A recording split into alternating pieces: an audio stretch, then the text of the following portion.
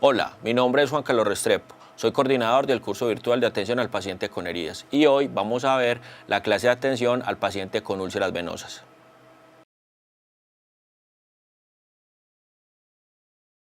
Cuando hablamos de úlceras venosas, es importante que recordemos que las úlceras venosas hacen parte de las úlceras de extremidad inferior.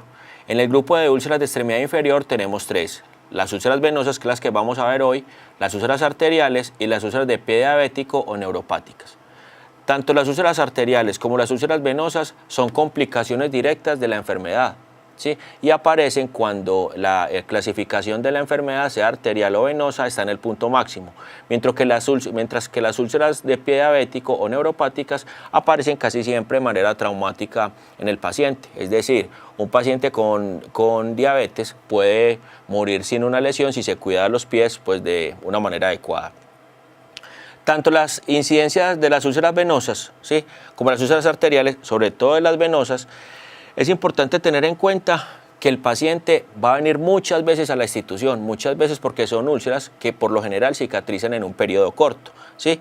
¿Cuál es el problema? Que muchas veces son mal diagnosticadas por los profesionales o el paciente pues empieza en su casa a colocarse cualquier cantidad de cosas pensando que se va a cicatrizar rápidamente, lo que hace que sean heridas que perduran en el tiempo. Hay pacientes que llegan a clínica con una lesión venosa de 5 años, de 10 años, de 14 años, hasta de 20, porque no son mal curadas, mal diagnosticadas o simplemente el paciente no sigue la base principal del tratamiento, que es la elastocompresión. Es importante también saber que hay varios tratamientos, y tratamientos muy recientes que ayudan los vamos a ver más adelante, que ayudan pues al paciente a salir de este proceso de manera mucho más rápida.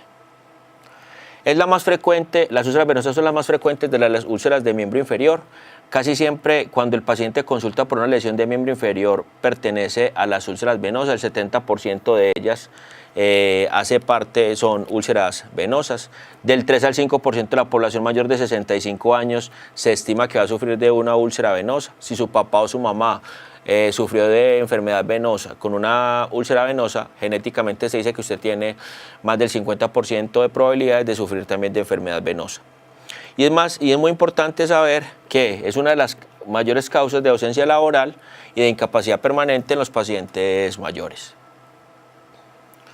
Es importante también que usted sepa que hay varias, lo vamos a ver más adelante, pero hay varios tipos de úlceras venosas. Están las fleostáticas, las varicosas, ¿sí?, o las que llaman del complejo vascular de pierna, y que es de las causas más comunes en las clínicas de heridas. Por lo que les digo, como el paciente es un paciente ambulatorio, continuamente está llegando al servicio a consultar.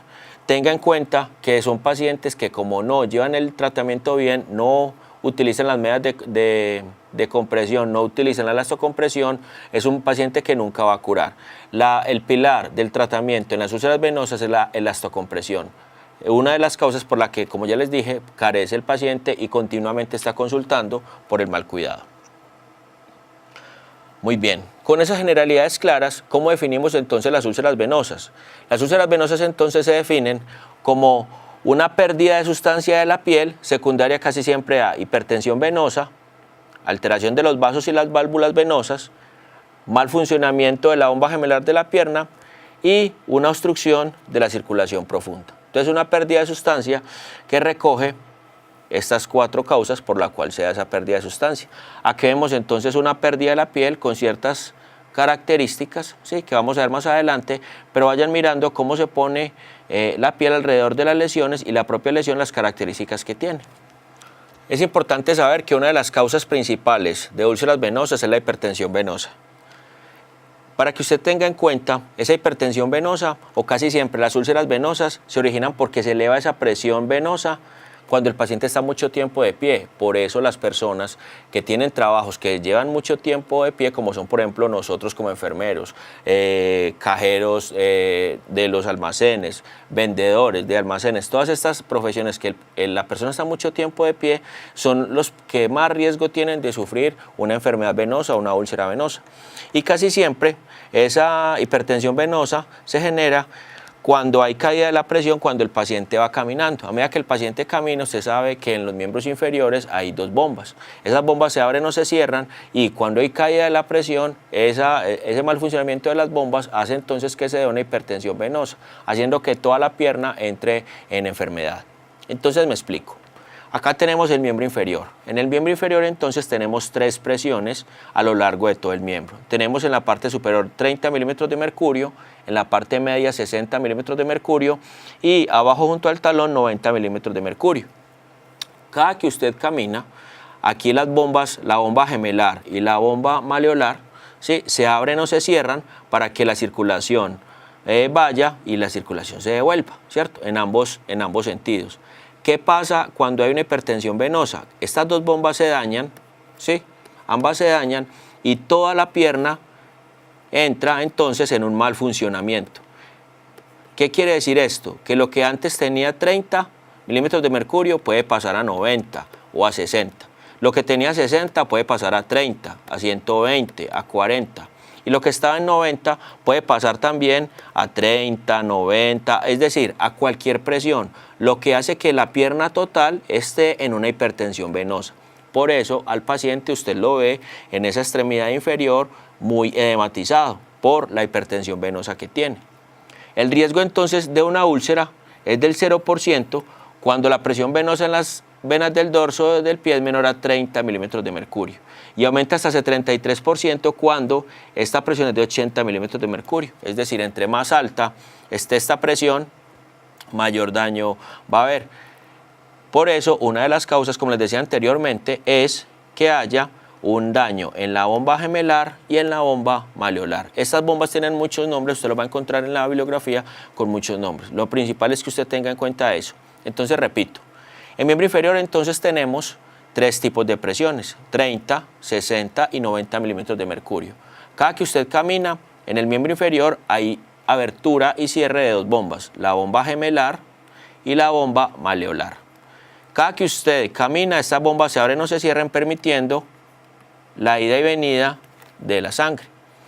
Cuando hay mal funcionamiento de esta bomba y de esta bomba, entonces, ¿qué pasa? La presión en la pierna ya no es de 30, 60, 90, sino que se pierde y se hace de cualquiera de estas presiones. Es decir, coge cualquier presión. Yo solamente coloco unos números para que tenga en cuenta que el cambio de presión. Entonces, como se pierde toda la presión, la pierna se edematiza y empieza en una hipertensión venosa, ¿sí? Toda la pierna empieza en una hipertensión venosa. Muy bien. Seguimos entonces con la alteración de los vasos y las válvulas. Esta alteración de vasos y las válvulas ya es cuando tenemos una manifestación de las varices. Y ocurre casi siempre porque hay una dilatación, ¿sí?, que se relaciona porque la pierna tiene esas venas laxas, ¿sí?, el tejido conectivo vascular y perivascular también está laxo y es decir, se empieza a hacer un gran edema. Y casi siempre se da en sitios donde hay venas muy superficiales, ¿sí? Esas venas superficiales se comunican con venas profundas y casi siempre se da una incompetencia valvular. Y es muy claro también que si usted tiene una enfermedad vascular, esa varice puede ser secundaria a procesos trombóticos, que es otra de las causas por las que puede dar una úlcera venosa, o procesos inflamatorios, o puede ser idiopática. Lo importante que usted tenga en cuenta es que una de las manifestaciones puede ser lo que usted ve las venitas como arañitas, como estas que usted ve acá, lo que llaman telangiectasias, que puede dar también como una manifestación del aumento de presión. Aquí la vemos en esta parte del pie, pero puede dar en cualquier parte. Muy bien. Y como les decía ahorita, hay un mal funcionamiento de la bomba gemelar de la pierna. Al haber un mal funcionamiento de la bomba gemelar de la pierna, las contracciones de músculos, gastronemios o gemelos de la pierna impulsan la sangre venosa de diferentes maneras y casi siempre con una presión mucho más fuerte, ¿sí? ¿Esto qué pasa? Que cuando usted empiece a caminar, esa presión puede pasar hasta 100 milímetros de mercurio. Recuerden que lo máximo que teníamos en una de las presiones era de 90. Puede aumentar hasta 100 milímetros de mercurio y bajar por debajo de 30. Acuérdense que la más bajita que teníamos era de 30. Cuando baja de 30, ¿sí?, es cuando más daño puede haber y cuando aumenta de 100 es cuando más daño puede haber. Y casi siempre eso a qué lleva, a que el paciente por el dolor afecte la movilidad, afecte la marcha, afecte los arcos de movimiento, haciendo que no pueda mover la pierna en unos arcos específicos, que duela la articulación del tobillo. En la bomba malleolar es donde una de las mayores presiones tiene el miembro inferior, y esa es la bomba que, si usted mira las úlceras varicosas, es donde más se presenta esas úlceras, porque es el sitio de mayor presión.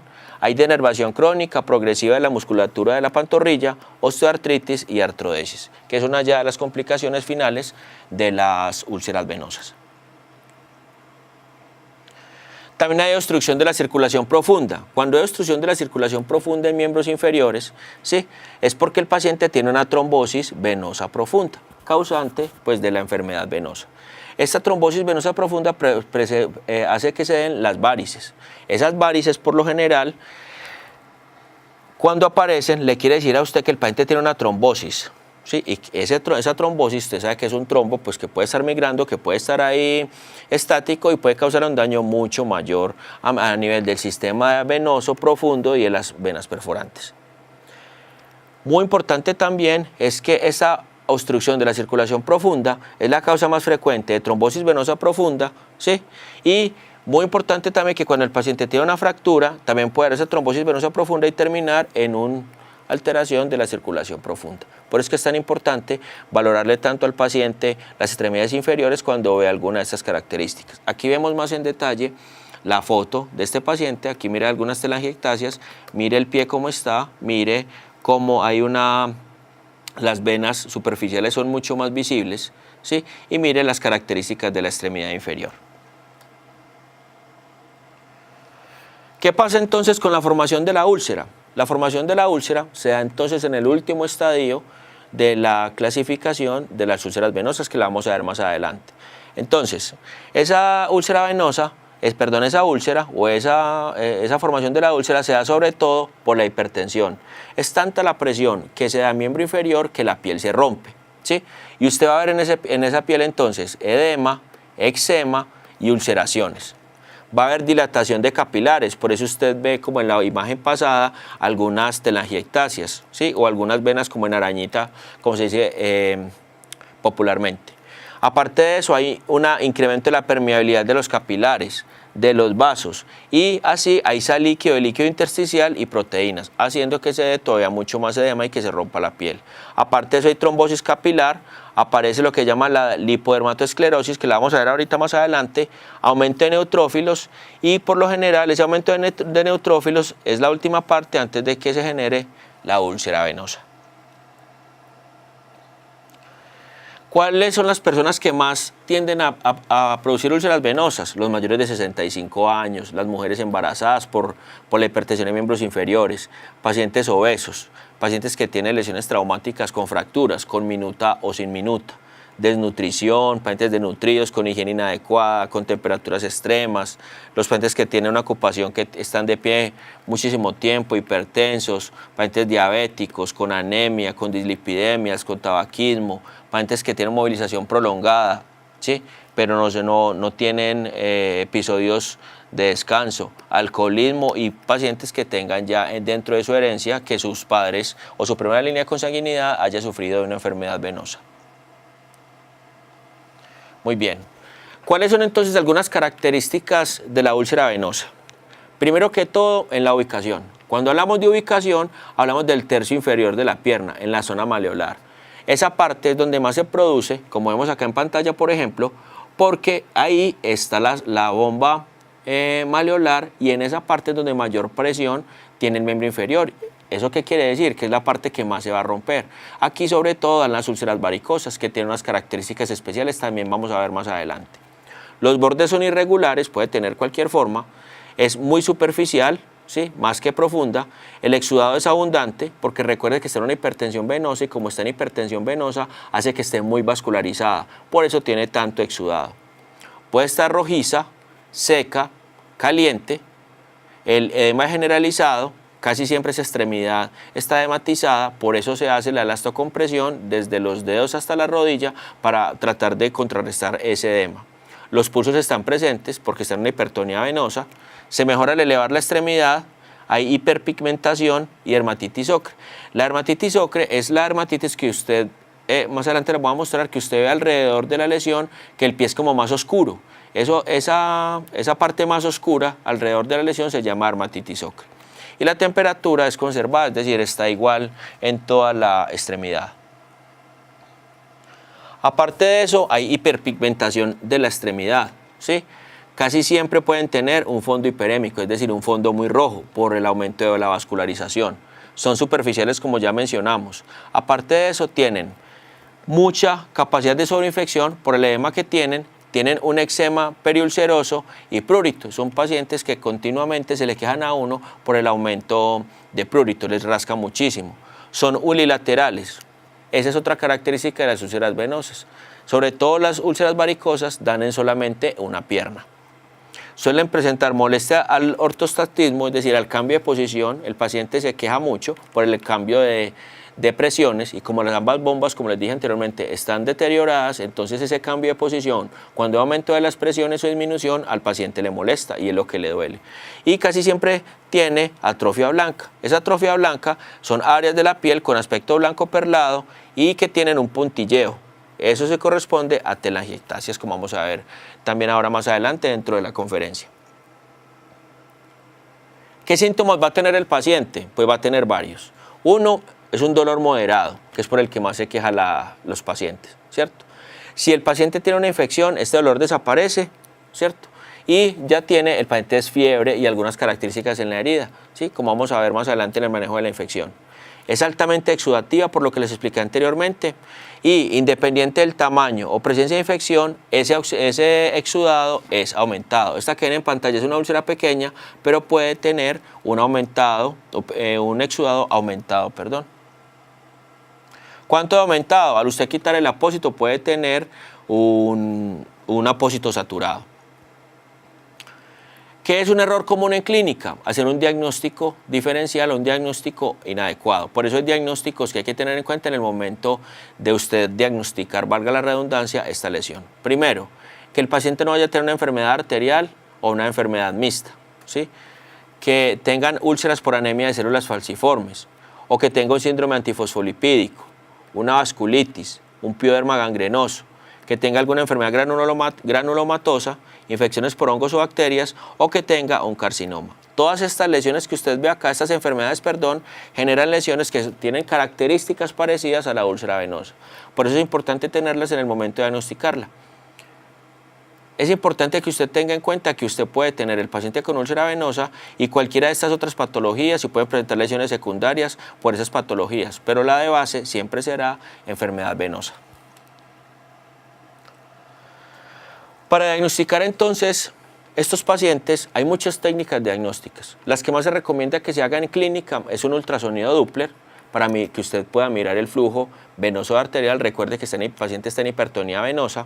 Una pletismografía, esa pletismografía me permite mirar los cambios en el volumen de la extremidad, los cambios en la presión, en los 3 puntos de presión que tenemos, como les expliqué anteriormente, el flujo venoso, ¿sí? Permite hacer una angiografía, esa angiografía la hacemos por medio de una flebografía, el índice tobillo-brazo, que es muy importante que tengamos en cuenta que el paciente cuando tiene una úlcera de extremidad inferior, arterial, venosa y pie diabético, hay que hacerle obligatoriamente el índice tobillo-brazo, que nos da una idea de la severidad de la enfermedad. Si este índice es superior a 0.9, ya uno descarta un componente isquémico. Hay algunos libros que hablan de 0.65, ¿sí? como límite. Si está hacia acá, hablamos de isquemia, y si está hacia acá, ya hablamos de enfermedad venosa. Hay más de 10 escalas de índice tobillo-brazo. Usted lo que debe tener en cuenta es cuando utilizar alguna, es a partir de qué punto hablamos de isquemia o de enfermedad venosa. Y en algunos estudios se recomienda tomar biopsia para hacer un diagnóstico diferencial. Esto va a depender mucho del sitio donde usted trabaje. Muy bien. Como ya tenemos identificado al paciente, hemos diagnosticado, hemos visto características de la lesión, vamos a mirar, esto es un esquema de tratamiento propuesto, pero que en su institución o en su sitio de trabajo pues puede cambiar. Lo más importante es, primero, tenemos un paciente con una úlcera venosa. o con una úlcera. Este paciente hay que hacerle diagnóstico y evaluación para saber entonces el tipo de úlcera que tiene. Nuestro objetivo principal es la cicatrización. En ese orden de ideas entonces tenemos tratar la causa, que en este caso será tratar la enfermedad venosa, ¿sí? Y en este caso la úlcera también por medio de compresión, fisioterapia o cirugía venosa en el caso que lo necesite, ¿sí? Cuidado local de la herida con el tratamiento que tengamos en la institución y mirar cómo se trabaja en la familia, si le colocan la elastocompresión, si no, si es un paciente que lo cambien de posición, si no, que camina, que no camina, si es independiente para que tenga una idea de hasta dónde llegará su plan de cuidados de enfermería. Cuando tratamos la causa venosa, una de las características principales es el desbridamiento, para quitar ese tejido malo, si tiene infección, ¿sí? También ayudar a que se disminuya esa infección o inflamación por el tratamiento venoso que tenga y por último controlar el exudado. Y ya cuando tenemos listo el lecho para cicatrizar, pues podemos utilizar cualquiera de las terapias avanzadas o terapias adyuvantes que vamos a ver también más adelante para ayudar a cicatrizar al paciente. En eso usted va a tener oxígeno hiperbárico, va a tener todos los apósitos de última tecnología, va a tener muchas opciones que le van a ayudar a cicatrizar al paciente. Pero la principal siempre será la elastocompresión. Es obligatorio que el paciente tenga elastocompresión, así no tenga la úlcera venosa. Desde que el paciente sea diagnosticado con enfermedad venosa, obligatoriamente lleva elastocompresión o en su defecto, medias de gradiente de presión en un rango de compresión medio. Entonces, ese tratamiento, el estándar va a ser entonces la compresión, seguido el desbridamiento, controlar la infección, hay que mirar si se hace un cultivo con la técnica adecuada, manejar apósitos antimicrobianos que muchas veces es por lo que más sufre el paciente por la infección y sobre todo controlar el exudado. ¿Con qué lo vamos a controlar? Con apósitos de alginato de calcio, con hidrofibras, con espumas, con hidrocoloides e hidrogeles. Hasta este momento no hemos visto directamente tratamiento con apósitos. Hay en una unidad donde lo vamos a tratar. Solamente quiero que sepa que hay diferentes tipos de apósitos para tratar las lesiones. Aquí les digo algunos. Las características de cada uno de los apósitos las vamos a manejar en la clase de la charla de apósitos y tratamiento general. Protección de piel periulceral, se trata mucho con óxido de zinc, como la imagen que ven en pantalla, se trata toda la perilesión, ¿sí? Uno lo trata con óxido de zinc, es lo que más se utiliza. El problema del óxido de zinc es la retirada después de que ya toca retirarla porque se pega mucho y usted termina haciendo una lesión por fricción.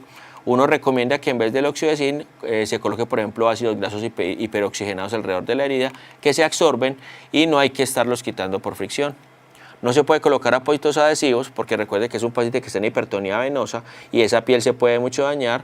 Y ya en terapia avanzada usted puede utilizar matriz dérmica, injertos de espesor parcial, terapia de presión negativa si tiene mucho exudado, oxígeno hiperbárico, que es lo que les había dicho anteriormente, estimulación electromagnética y por último ultrasonido o escleroterapia.